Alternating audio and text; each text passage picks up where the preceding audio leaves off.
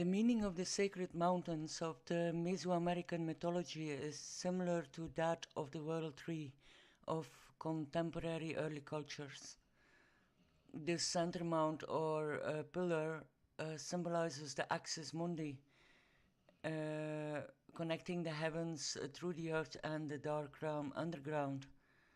Together with the snake, which has its major role as chthonic or earthly deity in most creation myths, this archaic image of the mountain or hill is also related to the realm of the ancestors who dwell in the netherworld. It contains a portal allowing the shamans access to these other realms as they perform the role of the mediator between gods, ancestors, and the living. In one ritual that seems to be widely spread among North American native cultures, the aspiring shaman spends the night sitting on or next to an anthill, in line with an initiation of the mythological hero twins of archaic Mesoamerican cultures. A giant snake emerges from underneath the mount and devours the candidate, who, after deification by the serpent, is reborn as a true shaman. In part 1, I mentioned the habit of shamans of the American Southwest to look for pebbles inside ant mounds to put into their rattles. Just like termites, ants mine minerals from deep underground and use them as building material. I mentioned the benefits of this in earlier episodes. Why the shamans collect these specific pebbles and what meaning precious stones have to Native Americans, I cannot tell though. To me, much of the deeper reasons and meanings remain hidden. Stones have always fascinated people. Maybe because they symbolize immortality, like Carl Jung says.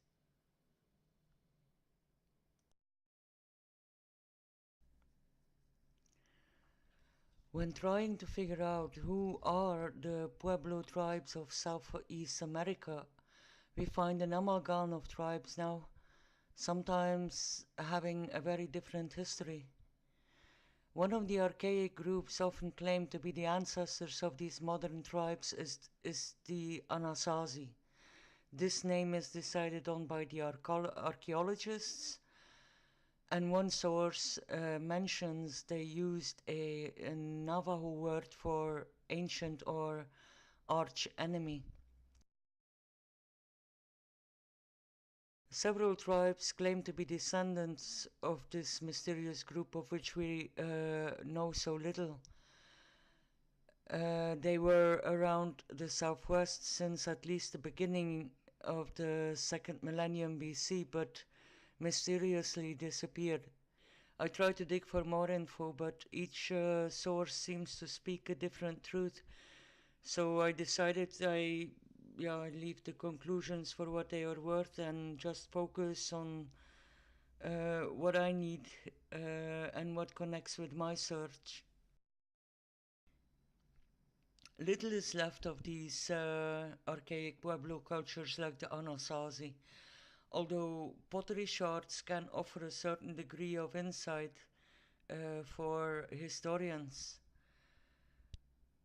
Mimbres pottery is very interesting example. These ceramics were created by the Mogollon culture from around the end of the first millennium, and the majority of reconstructed pottery shows designs based on insects, among which, of course, the ant. Centuries of assimilation have assured these decorations have been adapted by the tribes that came to this area much later.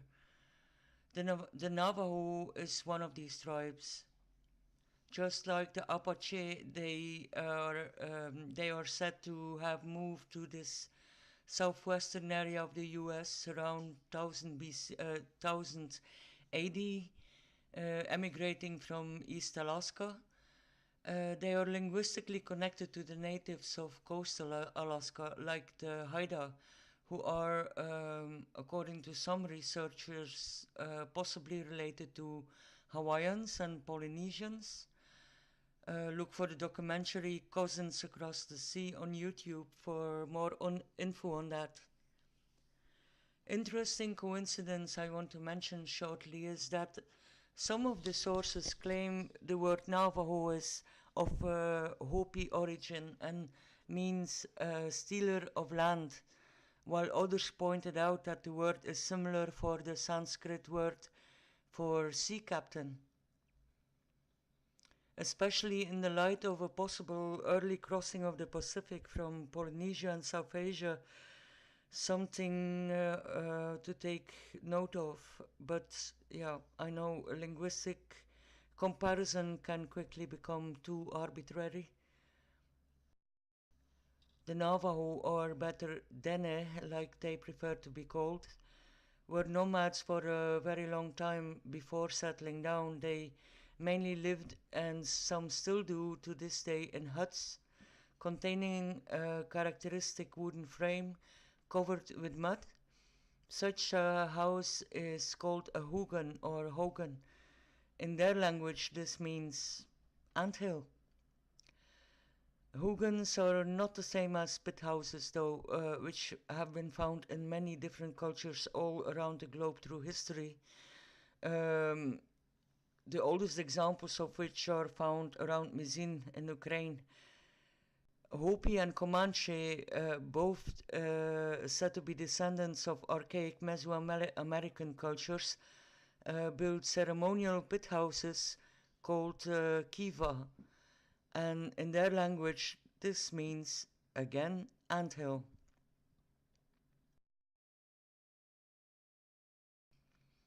These huts were regarded as the center of the settlement. Similar are found among the ruins of Chaco Canyon near Albuquerque, New Mexico, and the Anasazi ruins of the Mesa Verde.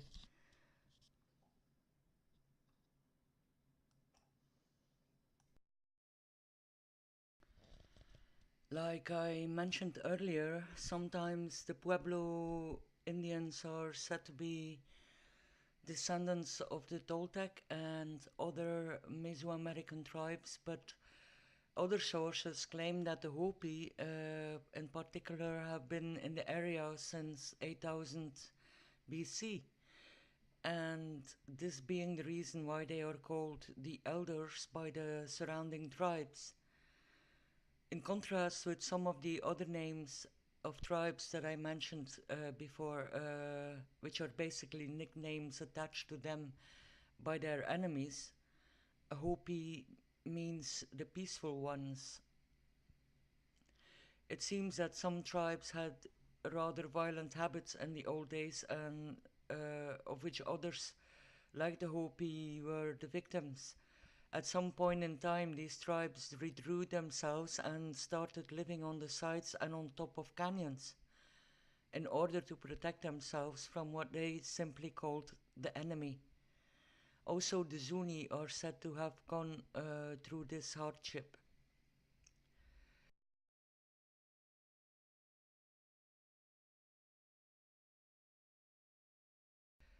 Another thing the oldest Pueblo cultures like Zuni or Hopi have in common is the Kachinam. These are not gods, but rather intermediaries between gods and humans. They are nature spirits. Ceremonies in their honor are mostly performed wearing elaborate masks. There are different versions of the story on how the Kachinam were killed or grew disappointed, leaving their masks behind and uh, them being used by the humans in ceremony to honor them and call good fortune.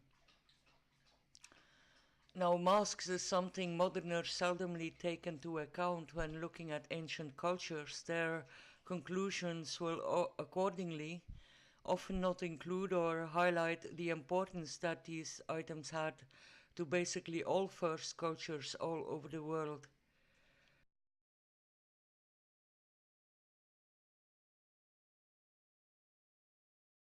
Rather than that, New Age groups spread the idea that petroglyphs discovered in the region are based on the visit by aliens.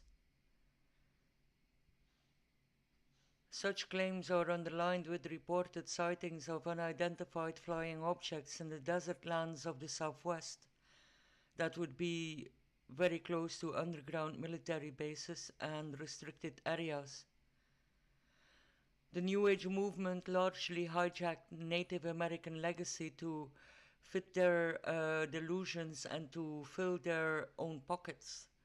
The spreading of the 2012 hoax on the Blue Kachina prophecy is one example of this abuse.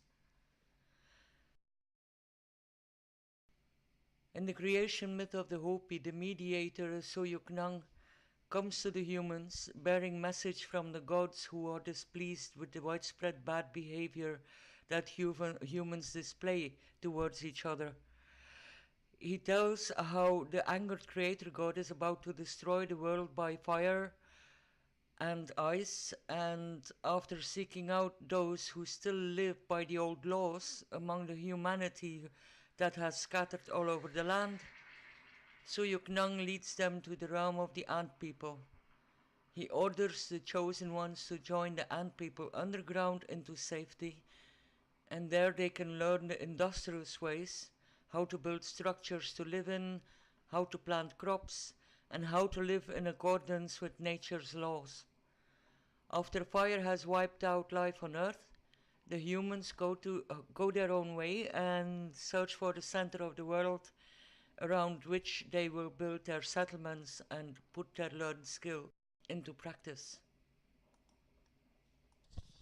I really see no reason to assume that the petroglyphs found in the region are actually depicting aliens and not represent masked shamans or dancers performing a ritual.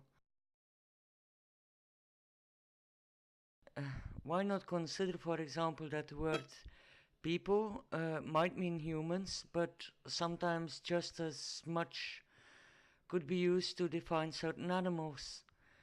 In Dutch and I believe in German, when we are talking about the population of bees or ants for that matter, we use the word volk. I hear English speaking people do not connect the word folk with anything other than humans, but we do, however. I hope you get why this idea of using the word people for animals like insects living in colonies, hives, and mounds is not at all that weird. Just like the term star people relates to stars and constellations having their dwellings along the Milky Way River.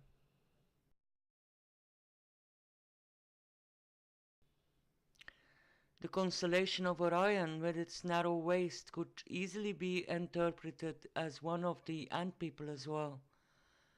I will link an article that appeared on Ancient Origins site and has some interesting features as it looks into the similarities between Hopi and Babylonian and Egyptian language and touches a bit on this story on the ant people. Of course, I cannot exclude anything. At this time, we just don't know.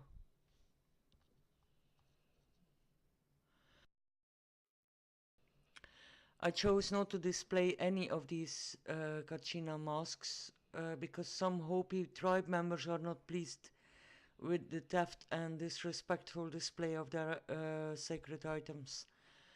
I hear most of these tribes do no longer perform their ritual dances for outsiders neither, and I suppose they have a good reason for that. But the Katsina dolls, however, give an idea of how these ancient sacred items look like. Hopi culture is a maternal culture. The dolls were given to the girls in the tribes, but not for playing like we imagine. They are meant to initiate the girls into ceremonial performances they will take part in as they become grown ups.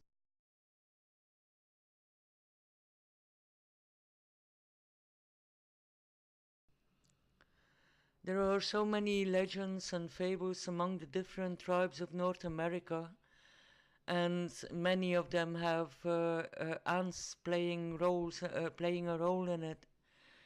Too much for me to figure out too much for me to figure out the origin or meaning of each of them. If there are some connecting serpents and mushrooms in the mix, I did not find out, and I estimate chances are rather small. There are some striking similarities between American and Asian lore and customs I have not spoken about yet, though, and I will probably publish a short video with some examples in it. I don't know yet. Next to that, I still need to cover Africa and Australia to have a completer picture. It's in the pipeline somewhere, sort of.